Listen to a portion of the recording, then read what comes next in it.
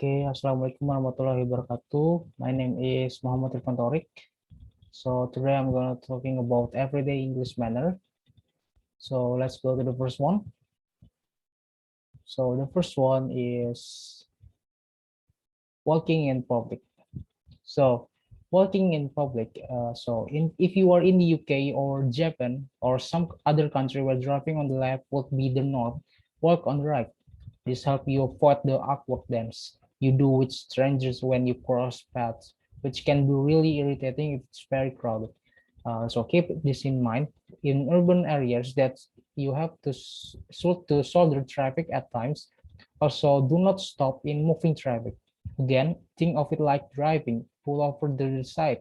Additionally, do not ever to stop at the top of stairs, especially in front of the metro. When it's very crowded, do not push the other person. The person in front of you may have nowhere to go. And then the next is queuing. So queuing in the UK, wherever there is mass of people, you will find an orderly queue.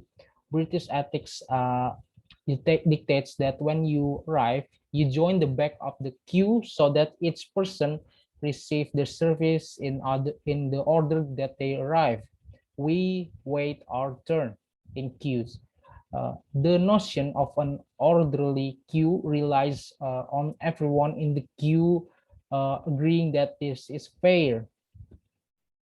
It is seen as unfair if someone doesn't join the queue and push in.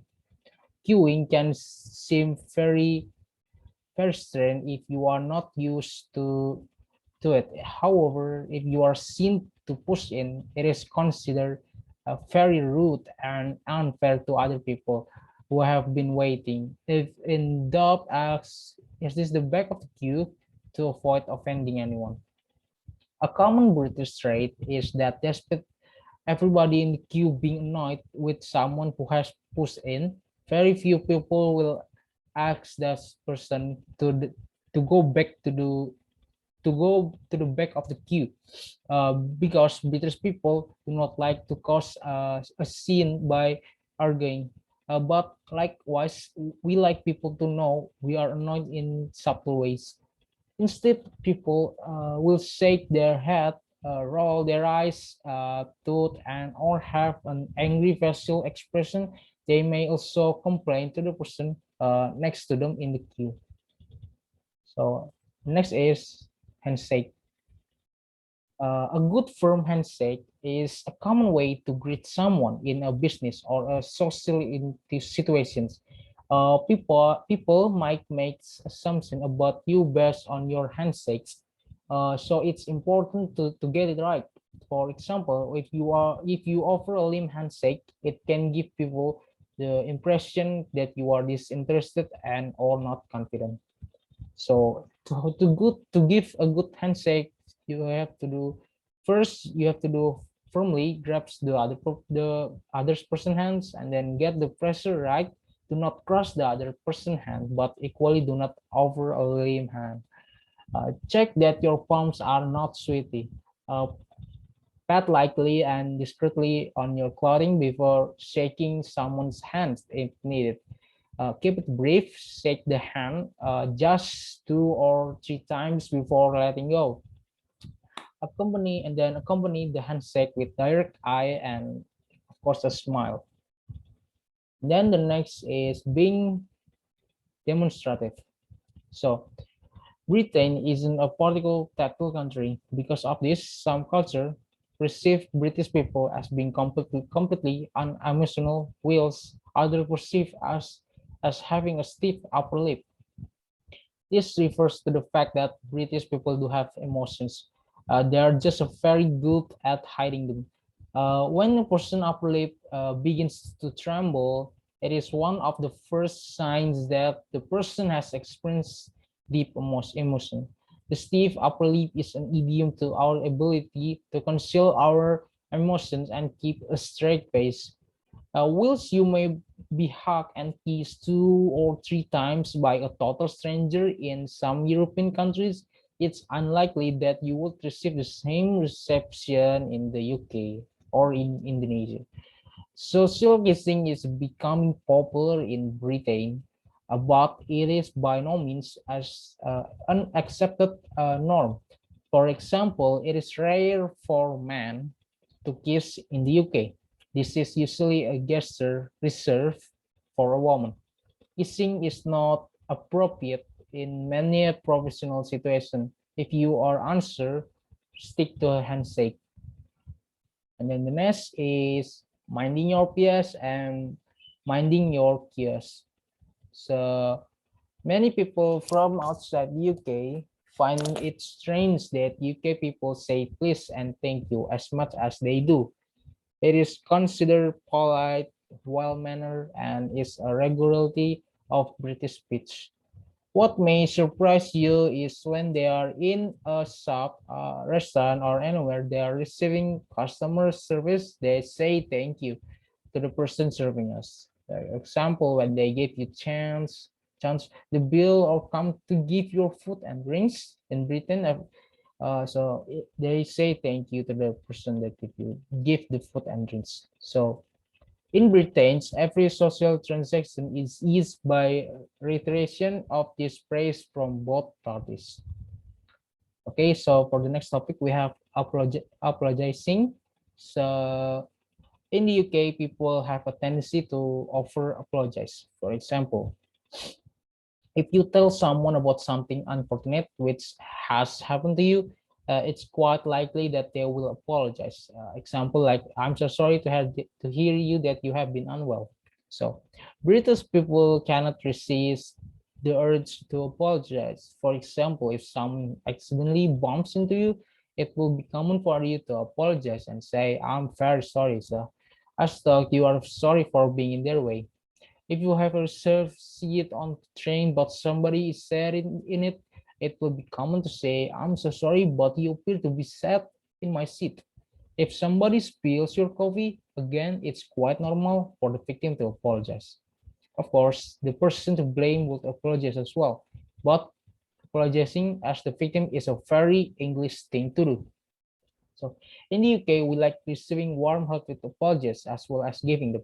If you have done something that to upset or offend someone, it is important to offer them a genuine apology. A half-hearted apology will not go down well. If you are offered an apology, it is considered good grace to acknowledge and accept it. In some cases, you may still be a little upset over the incident, but by not accepting the apology, this situation will escalate. Okay, so the next we have discussing about money. So unlike in most country, discussing how much you earn or how much something costs has traditionally been strictly taboo subject.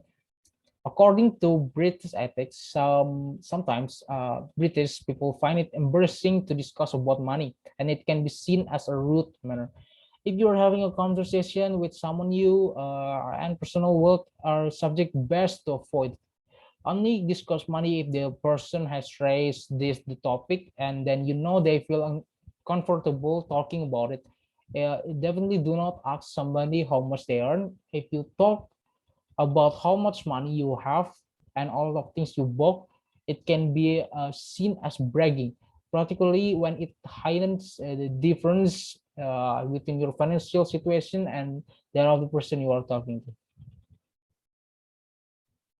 However, things are changing, and British people are more open to discussing things such as houses prices or how much their holiday cost. But usually, this is if the item they have bought is perceived as a bargain. For example, if they bought their house below market value because the seller wanted quick sell or got a really good deal on their holiday package. So the next is weather. So the next topics we're gonna talking about weather. So in Britain, they love to talk about weather. Perhaps it due to the unpredictability of the weather in the UK and their inability to prepare for the extreme weather conditions. For example, the UK grins too hard if there is more than a few inches of snowfall. So talking about weather serves as an icebreaker.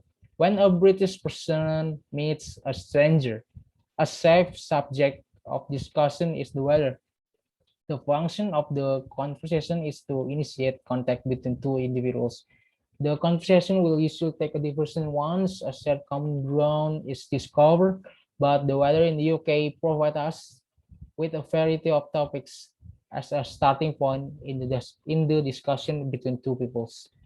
And then the next topic we have small talks. So in Britain, you shouldn't speak unless you are first spoken to. Absolutely don't touch. That means no handshake unless a hand is given to you first. And address the person by saying your majesty or ma'am. In other words, small talk with the Queen of England is difficult. Okay, so maybe you won't be chatting with the Queen of England, but there's some difference between American and British small talk. Uh, Talking with Americans is very good. They are some of the easiest people to chat to in the world because, in general, Americans are always very friendly. Will strike up a conversation almost immediately and do most of the chatting for you. In Britain, the art of small talk is a little different. In the beginning, people will tend to come across more reserved and less friendly. But don't worry, they warm up fast. They're gonna be friendly when you talk to. And then for the next topic, we have tipping. Yeah, tipping, like giving money.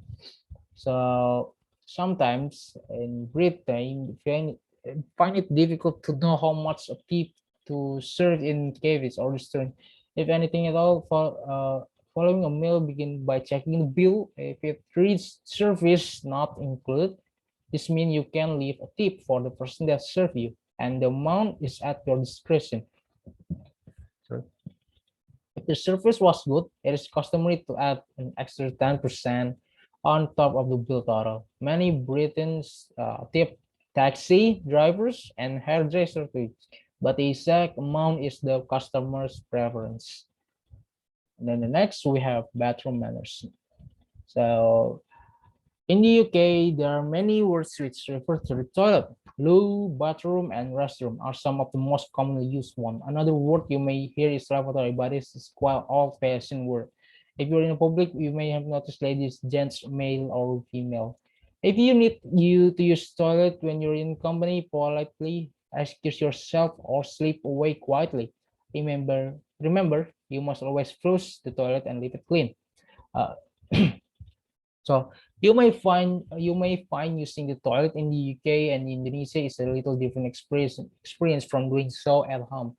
Yeah, so you will find that the toilets in your school and other public places will have locks on the door. Your homestay toilet will also have a lock, right? So, but in British homes have locks on the bathroom doors, so do not they do not have locks on the bathroom. So do not surprise if you go to a friend's house in British and they do not have the door that locks in the bathroom. So in Indonesia, you may squat to use toilet, right? But in the UK, you mustn't squat on the toilet. In the UK, because the toilet are designed for sitting. In the UK, most people use toilet paper to wipe themselves after they use the toilet. If there's a smell after you have to use the toilet, you should open the window to let some air in, and it's either raining or very cold. And then the next, always put the toilet seat down after you have used and clean the toilet so that the toilet is presentable for the next person who used it. And last, you must wash your hands, of course, after you have been in the toilet. Virus and infection can be passed between people who do not wash their hands. And next, we have table manners. Table manners. So good manners at the dining table are very important in Britain. It is quite likely that you will find British table manners very strange when you first arrive in UK, and it will take you a while to get used to them. Here are some points to help you to find a good manners in dining table in UK. So first, unless your host instructs you to start eating immediately, wait until everyone has been served their food until you stop eating. So if you are dining in a group and food is shared, food others need before your own, offer to serve your food to your neighbors first, and do not take much, leave enough for others, and do not take more than you can eat. If you are right-handed, your knife should be in your right hand and your fork should be in your left hand. If you're left-handed, it is becoming more acceptable to hold your knife and fork the other way around. Okay, and then cutlery should be rest on the sides of the plate between mouthfuls and together in the center when you are finished. Never talk while there is food in your mouth, and then do not eat noisily. In the UK, people eat very quietly, almost silently. It will seem very strange if you make a lot of noise while you are eating, and take small mouthfuls to the mouth close when you chew and swallow delicately. When drinking soup, do not slurp. And then when you eat, you have to eat slowly. Eating quickly and or overeating make you appear greedy, a greedy person. So don't eat quickly. And then the next is do not pass gas or wine at the dining table. In some cultures, this is a sign of appreciation, but in the UK, this is seen as a very rude, and doing so will upset other people at the dining table. And then the last, if you're staying with a homestay, you should wait until everyone has finished or you are told to leave the table. If you really need to leave, you can ask to leave the table. Okay? I think that's all from my video. I think you all enjoy my video. I hope you all stay healthy. See you next time. Wassalamualaikum warahmatullahi wabarakatuh.